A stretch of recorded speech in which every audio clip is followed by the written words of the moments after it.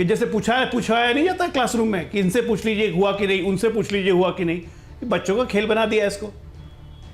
ठीक है, मैं जरा सुरेंद्र राजपूत से जवाब देता हूं। सुरेंद्र राजपूत, बताइए भाई, जयराम रमेश जी क्यों देश की इमेज को खराब कर रहे हैं, बताइए।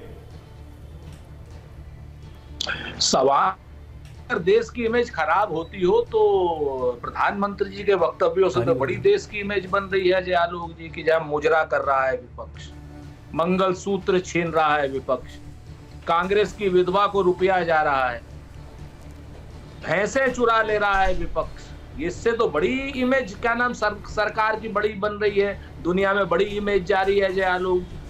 अरे हमारा एक प्रश्न था, हमको किसी की जानकारी हुई, आप ने उसको कह दीजिए कि नहीं साहब हमने नहीं किया, आप प्रमाण लाइए, और आपको उसके ज्यादा भी, आप देश के गृह मंत्री हैं, FIR कराइए जाकर। दूसरी बात, अगर हम पोस्टल बैलेट को ये कह रहे हैं कि साहब आप पहले गिन लीजिए, तो दिक्कत क्या है आपको? सबसे बड़ी बात, और सुप्रीम कोर्ट की गाइडलाइंस पे चुनाव आयोग जो है पूरी प्रखर निगरानी में काउंटिंग करे, इसमें आपको दिक्कत क्या है? सबसे बड़ी बात तो ये है, आरोप लगाने से, जब प्रधानमंत्री आरोप लगाते हैं कि पाकिस्तान में पटाखे फूटेंगे, तब बड़ी इमेज अच्छी बन जाती है। जब प्रधानमंत्री जी पाकिस्तान, तालिबान, मुगल, ये सारे शब्द लेकर के आते हैं, तब तो देश की इमेज बहुत। देश का प्रधानमंत्री जयराम रमेश जी तो राज्यसभा के सदस्य हैं, यहाँ तो देश का प्रधानमंत्री अगर इतने क्या नाम थेथरई कहूंगा तो फिर आप कहेंगे प्रधानमंत्री के ऊपर ऐसी बात कर रहे हैं। लेकिन जिस बेशर्मी से प्रधानमंत्री बोल रहे हैं, उससे तो देश की इमेज बहुत अच्छी बन रही है जय आलोक जी। इन अगर आप शब्दों के ऊपर जाएं तो, प्रश्नों के ऊपर जाएं तो, ये सारे जितने प्रधानमंत्री जी के प्रश्न हैं 2024 के चुनाव में, अगर इनकी आप एक किताब लिख करके दे दें तो देश शर्मिंदा होगा, और निर्लज्ज भारतीय जनता पार्टी तो शर्मिंदा होगी भी नहीं। ओके, अजय आलोक जवाब। सुरेंद्र जी, आप बात समझ के नहीं समझने का प्रयास कर रहे हैं, जो कि बहुत बेकार है। प्रधानमंत्री ने मुजरा कहा कि आप लोग मुजरा करते हैं अपने तुष्टीकरण के लिए अपने वोट बैंक के सामने, तो गलत नहीं कहा था। आप मुजरा के आप कुछ भी करने को तैयार हो जाएंगे, आप लोग इतने निर्लज्ज हो चुके हैं। मैं यहाँ बात कर रहा हूँ पूरे भारत की। भारतीय जनता पार्टी हमेशा राज नहीं करेगी। भारत के लोकतंत्र का एक गरिमा है जो कि पूरे विश्व पहचानता है, क्योंकि भारत देश का, विश्व का सबसे बड़ा लोकतंत्र है। इस लोकतांत्रिक प्रणाली पे अगर आप सवाल खड़ा करेंगे, आपको अधिकार नहीं है राजनीति करने का या राजनीति के क्षेत्र में रहने का। आपके जैसे पार्टियों को बैन कर देना चाहिए। और चुनाव आयोग को हम लोगों ने इसलिए कहा है क्योंकि आदर्श आचार संहिता अभी लागू है, 6 तारीख तक लागू है। आप कोई ऐसा बात करके भारतीय लोकतंत्र पर सवाल नहीं उठा सकते हैं। अब प्रधानमंत्री की भाषा वो बहुत गरिमामयी भाषा है, और आपको जवाब उसी भाषा मिलता है जब मौत का सौदागर कहिएगा। अजय आलोक भाई, दूसरा भी तो प्रधानमंत्री ने कहा कांग्रेस की विधवा, सवाल दूसरा भी आपको कहा था कि इसको समझ लेने की सोनिया गांधी के लिए कहा कांग्रेस में विधवा नहीं है क्या? अलावा एक सवाल और भी है, आप तो अपने मन से सब कुछ अपने लिए मान लेते हैं। अजय आलोक जी, एक सवाल और है, पोस्टल बैलेट में क्या दिक्कत है अगर पहले गिनती हो जाए तो? भाई पोस्टल बैलेट से हमें कोई दिक्कत नहीं। हम तो कह रहे हैं कि चुनाव आयोग को जैसे करना है करने दीजिए ना। चुनाव आयोग को निर्देशित करने वाले हम कौन होते हैं? चुनाव आयोग को निर्देशित करने वाले हम सुप्रीम कोर्ट को निर्देशित करें? जिसका जो काम है उसको करने दीजिए ना। निर्देशित क्यों कर रहे हैं आप? तो पहले आप ये कर लीजिए, पहले आप वो कर लीजिए। अरे आप हैं कौन जो पहले गिनने की मांग को लेकर चला गया चुनाव आयोग, तो बीजेपी को इसमें कोई दिक्कत नहीं है। डॉक्टर आशुतोष, एक मिनट। ये अपनी मांग को लेके जाएं चुनाव आयोग के पास, जो करना है करें, हमको उससे क्या मतलब है? हम तो ये कह रहे हैं कि आप देश की लोकतांत्रिक व्यवस्था पे सवाल क्यों उठा रहे हैं?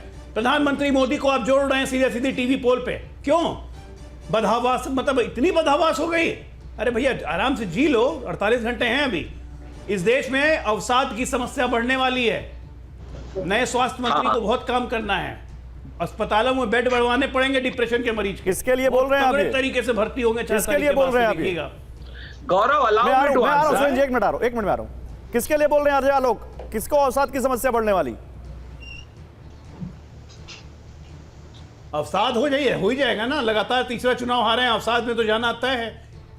ये सब लक्षण अवसाद के ही हैं। बताइए सुरेंद्र जी, इस तरह से कमेंट्री करना, सुरेंद्र जी, अजय आलोक टीवी न्यूज़ के सारे एग्जिट पोल्स को अजय भाई बुरा कर देना, प्रधानमंत्री के बारे में। अच्छा सुन लीजिए डॉक्टर अजय आलोक, सुन लीजिए, आप कांग्रेस का जवाब देना चाहते हैं? आप शांति से बैठिए, सुन लीजिए। मैं आपसे सहमत हूं मालूम है आपको कि अवसाद की समस्या बढ़ने वाली है। आप अपने अस्पताल में भी इलाज के लिए बेड बढ़वा लीजिए, इसमें कहीं कोई दो राय नहीं।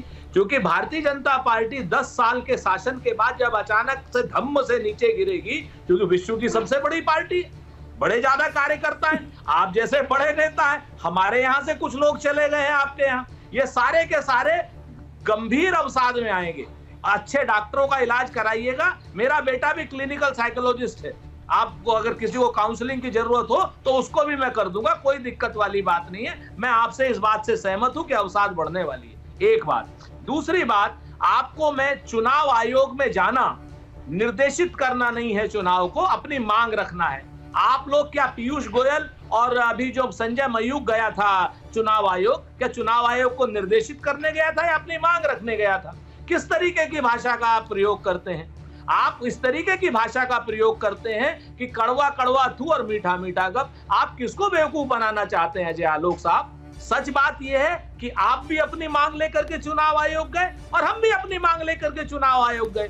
हम गए तो हमने अपराध कर दिया और आप गए तो कानून सम्मत काम कर लिया। भाई, सुप्रीम कोर्ट की गाइडलाइन से चुनाव की गिनती हो, इसमें आपको दिक्कत क्या है?